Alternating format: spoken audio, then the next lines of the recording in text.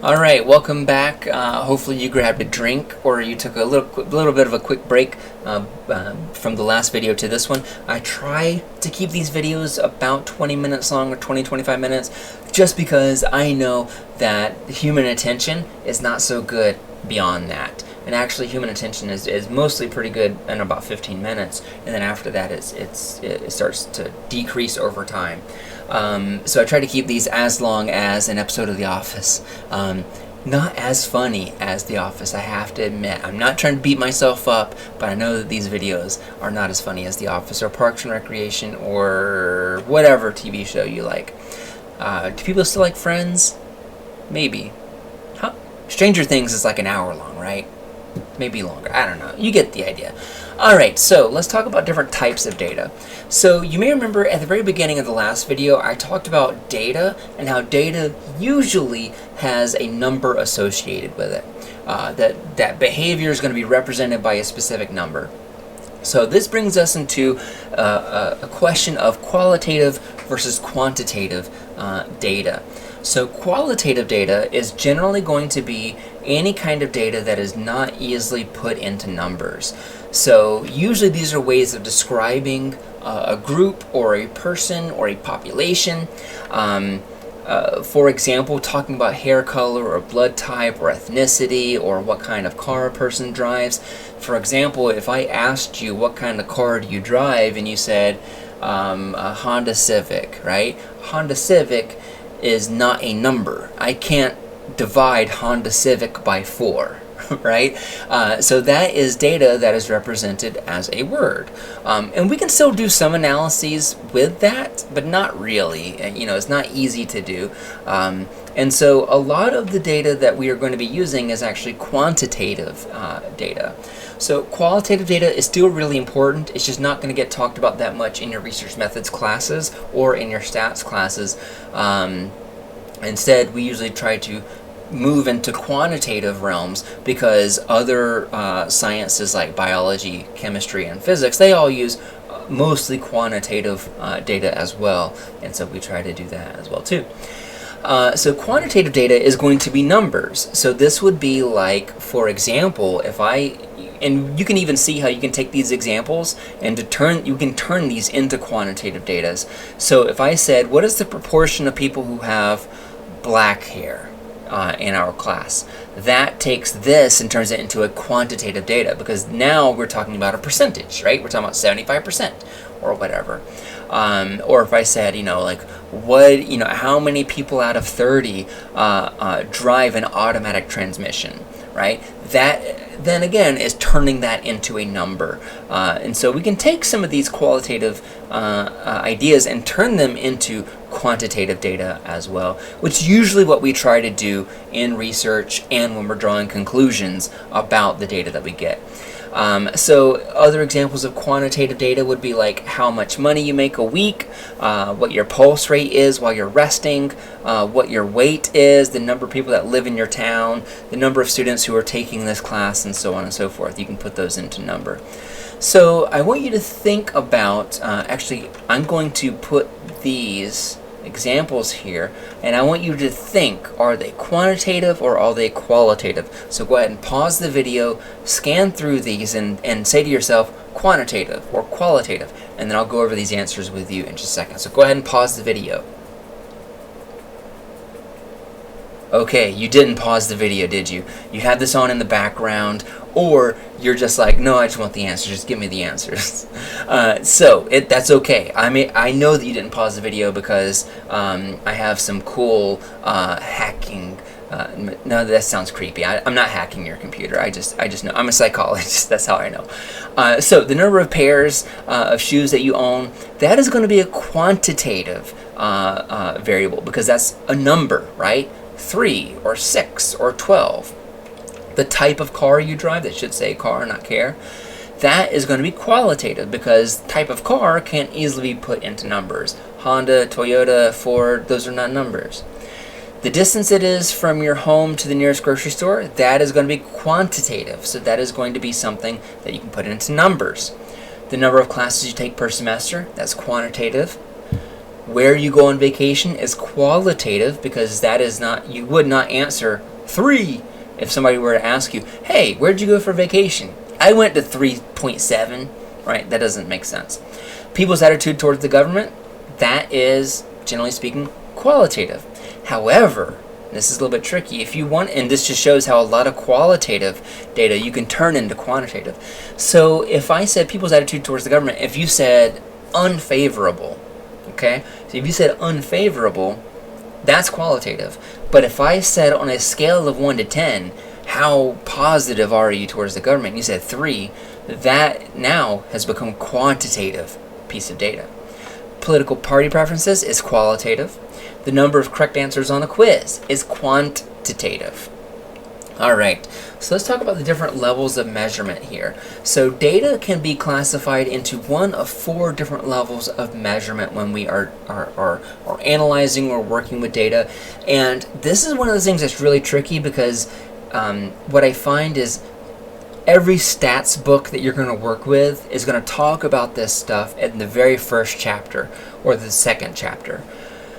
But this is the kind of thing that, like, can really, if you don't pay attention, can mess you up in the late chapters. So it may not become super clear why this stuff is important yet, but it's good to get a good foundation on it now, because if you don't have a good foundation on this, it can really trip you up in the last couple of weeks of class when we're starting to compare different kinds of tests and different kinds of models and things like that. We'll review some of that stuff again, but you know, just to make sure we want to lay this good foundation for stats learning, we're going to talk about it now. So the different levels that we have, and again, there are 4 levels, they can tell us about the kind of data that we are using. And there are 4: nominal, ordinal, interval, and ratio. If you take the acronym NOIR, N-O-I-R, then that tells you the order in which these levels go, where we go from the shallowest to the deepest. So nominal is the shallowest, is the easiest, is the least informative, and ratio is the most informative. So let's talk about what each of those things are. Alright, so an example here would be like if we're talking about, if we ask somebody to describe their gender, that is an example of a nominal measure, because they may say that they are male, they may say they're female, they may say they're non-binary, they may say that it's somewhere in between these different situations. In that case, we're talking about nominal. So if I ask the class, you know, how many people identify as male, how many people identify as female, how many people identify as non-binary, if I got those numbers, that changes the game a little bit. But if I just asked, you know, what gender do you identify with most, that's an example of a nominal measure, because we're working with words here. We're working with just the category male, the category female, or the category non-binary. Alright, so now let's get a little bit more complex. So and actually let me give you a couple, I'm going to go through lots of examples of these, because as you'll see, I have the next couple of slides are going to flesh these out, but I like having these images up here, so I'm going to unpack these. In the next couple of slides, we'll be reviewing some of these ideas. So let's get a little bit more complex here, because here, we like I said, we're just talking about categories when we're talking about nominal measures. And some people do call these categorical measures as well. So you may see that in the literature. Ordinal measures are going to make it a little bit more complex. So we might talk about religiosity. So if I ask somebody, how important is religion to you? I might have some people who say it's not very important, some people who say it's fairly important, some people say it's the most important thing in my life. In that case, I can look at these responses and I can order them, right? I know that the person who says not very important is going to have lower religiosity compared to the person who said it is the most important thing in my life. So having these kinds of responses tells us about the order, but it doesn't really tell us a lot about the values. So, you know, this person's not a 10 and this person's not a 1 or a 0. We don't know that information. We just know that the order of things. There could be a really, really huge difference between most important thing in my life and very important, but not so much a difference between fairly important and very important. So, ordinal measures tell us about the order They tell us about which one is smallest and which one is largest, but they don't really tell us about the intervals between these values. For that, we can talk about the interval measure. So the interval measure, an example of this would be IQ. So IQ, here again, we can see the rankings. We know that a 95 is lower than a 100 and that a 115 is higher than a 100. So we have the order, just like the one above, but we're getting a little bit more complex. Now we know the intervals. We know that somebody who has an IQ of 100 is roughly 5 IQ points higher than somebody who has a 95. And somebody who has a 105 is 5 points higher than someone who has a 100. So we would say that, for example, and this may make things more complicated than they need to be, that the distance between these two people, in terms of their IQ, is the same as the distance between these two people. And the distance between these two people are the same because it's 5-point increments. So that is an interval measure. And this is a really good scale. It's a really good measure. It's pretty complex. It tells us a lot. It tells us more info than these up here. But it doesn't tell us everything. It doesn't tell us what would happen if someone had an IQ of 0. An IQ of 0 is not possible. You can't have it. And so for that reason, our final scale, our final measurement is going to be a ratio measurement scale. So the ratio measurement scale does tell us about the order. We know that the person who has $10,000, that's less than the person who has $50,000. So it gives us the order. It also gives us the interval, because from 0 to 10,000 is the same amount as the distance between 10,000 and 20,000. So it's $10,000 dollar intervals. But ratio tells us about 0. So a ratio has a true 0. A true 0 makes sense. So a 0 for someone, their income, means that they make $0. It means that they make 0 monies. And that is informative. That tells us how much money they make. But otherwise, it is the same as the interval measure. Alright, so let's blow through these as review. Basically, the nominal scale. The nominal scale is essentially a qualitative scale. If you look back over at this, we didn't turn any of these into numbers. We can't turn them into numbers because they're just categories. And so categories, colors, names, labels, football teams, these are all things, or anything that has a yes or no response is going to be an example of a nominal level of data. These nominal scales are not measured in terms of order or interval. So an example here would be trying to classify people according to their favorite food does not make any sense. So for example, if I ask people in our class, who prefers pizza? Okay, show of hand. Who prefers sushi? Okay, show of hands. In that case, that doesn't really tell us about an order, about who prefers more food than others or who prefers better food than others. It doesn't really make sense to try to classify people along those lines. So we're not actually going to be using nominal data all that much this semester. So we can't really analyze it. So we're not going to be using nominal data that much, and that is okay. Alright, so ordinal scales, however, are used a little bit more frequently. We're not going to use them as much as interval or ratio scale, to be honest, but this is still one that you would want to be careful about because these can be a little bit hard to analyze or hard to interpret meaning from. So, for example, let's say that you ran a race and one person came in first and one person came in second. We don't know how much difference there is between first place and second place. It could be almost no difference, or it could be a huge difference. So for that reason, it can be really tricky to draw conclusions about things like, how much, if somebody says that they came in third place, we don't know if that is really, really close to first and second place or if it's a really distant third. So that kind of reduces our ability to interpret and generalize what we find. So an example here would be like a list of the top 5 national parks in the United States. If we do that, if we say that Yosemite is number 1 and that Yellowstone is number 2, sounds great, but does that mean that they are neck and neck, or does it mean that that Yosemite is way better? We don't know because it's an ordinal scale. With an interval scale, the key here is that it's ordered, but we also know the differences between those values. So an example of this will be like a GPA. So for example, if you have a 3.5 and your friend has a 2.5, then you know the interval between you. You know that it's 1.0 GPA between the two of you. And so you know that you have a higher GPA. That's what makes it ordinal, but you know the distance between those two values, which makes it interval scale. So temperature scales are examples of interval scales. However, they're not ratio scales because both Fahrenheit and Celsius do not have a true zero. 0 Fahrenheit does not mean that there is no temperature, or for Celsius it does not mean there is no temperature.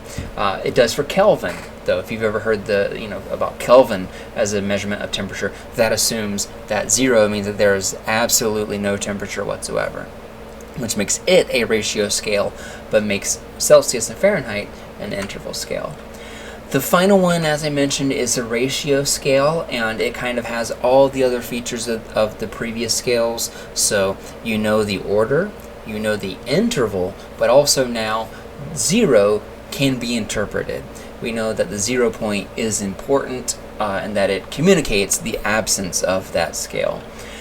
So an example of this would be like a test score, like an exam score. If you make a 0 on an exam, that means you got none of them right. Right? So it means that you didn't get anything, which makes it an example of a ratio scale. But we can also order it from lowest to highest because we know that the order matters, right? And we know that, for example, a 92 and an 80, that's a 12-point difference, which makes it an interval scale. All right, so that is those are the 4 different scales. So for scales, it isn't what you're measuring, but how you have decided to measure it. There's examples where you might have the same kind of human behavior that you're measuring, but you're measuring it in 4 totally different ways. So one example here would be like if you've taken developmental psychology, if you've taken childhood development, which is one of the most popular classes in our major, you've learned about parental attachment. And so if I were to ask the class, what kind of attachment style did you and your parents have, that is a nominal piece of data. You would say maybe secure or anxious or avoidant, one of those 3, and that would be nominal. Now, if I asked you, which parental figures does the child seem most attached to, and you were to say, looks like this child is mostly attached to the mother and a little bit attached to the father. Great. That conveys the order. So we know that the mom is highest on the scale and that the father may be lower on the scale. But it doesn't tell us about the interval between them. If we wanted to do that, we might have to do something like an interval scale like this, where we ask them on a scale of 1 to 10, how attached is the child to its parent? If somebody had a 9 here, that means they're very attached. And if somebody had a 1, that means they're not very attached at all, right? And so we know about the order, and we also now have these values, these numbers, to tell us about the differences between those values. And then finally, if we wanted to ask a question or a research question about this behavior as a ratio scale, we might say, how much time in minutes does the child spend with their parent? This is a ratio scale because 0 can be interpreted. So again, the 0 would mean absolutely no time, right? So 0 is interpretable, it matters. And we would know that, for example, if the child spends 30 minutes with the mother figure, 60 minutes with the father figure, then that is double. So we know about the interval, we know about the order, we know which one is higher versus lower, and so that makes it a ratio scale. Here are some other examples that I found online for this as practice. So go ahead and pause this video and see if you can answer these on your own, and I'll try to go over it with you in just a second. So go ahead and pause it. You didn't pause it last time, I want you to pause it this time. Alright, so let's do the first one together. So the data are the number of machines in a gem. You sample 5 gems. One gem has 12 machines, one gem has 15 machines, one gem has 10 machines, one gem has 22 machines, and the other gem has 20 machines. What type of data is this? This type of data would be an interval an interval scale. Why? Because we can take these 5 gems, we can order them. We know that, for example, this gem has more than this one, but we also know, actually, I screwed up, and hopefully you caught me, because this is actually not an interval scale, it's a ratio scale now that I think about it, because 0 is an option, right? If a gem has 0 machines, then that is interpretable. We know what that means. It makes sense for a gem to have 0 machines. That can exist. And so this would be ratio, because not only can we order it, keep them in order, not only do we know what each interval is, because each interval, one machine, but also 0 is interpretable. So this would be 1.5 would be ratio. Next one, the data are the areas of lawns in square feet. You sample 5 houses. The areas of the lawns are 144 square feet, 160, 190, 180, and 210. What type of data is this? So think about that for a second. This one is an interval. So why is it an interval? Because it has a lot of the same hallmarks as the previous one, but now 0 does not make sense. It does not make sense for a house to have 0 square feet of lawn. Well, I guess depending on your argument, if you wanted to argue that, yeah, the problem is that, you can't have a lawn that's 0, because then it's just not a lawn. Right? So this one's a little bit tricky. You wouldn't see something like this on the exam or on the quiz, because I feel like you could argue that depending on how you define lawn, that can actually change the answer here. If you're defining lawn as potentially if a house doesn't have a lawn, then it's 0 square feet. If you're defining it like that, this would be ratio. But I don't think that makes sense, so the best answer here would be interval. And then finally, the data are the colors of the houses. You sample 5 houses. The colors are white, yellow, white, red, and white. What type of data is this? This would be nominal, because these are not numbers. We can't really order them, from like highest to lowest or anything like that. And so this would be a nominal scale. And that is it for Chapter 1. We're going to be moving into Chapter 2, where we're going to start talking about how to start crunching some numbers. But we're going to be spending a lot of time actually also talking about graphs and figures as well. So it's all about descriptive stats and all about describing data in Chapter 2. Should be fun, and I will see you there. Bye-bye.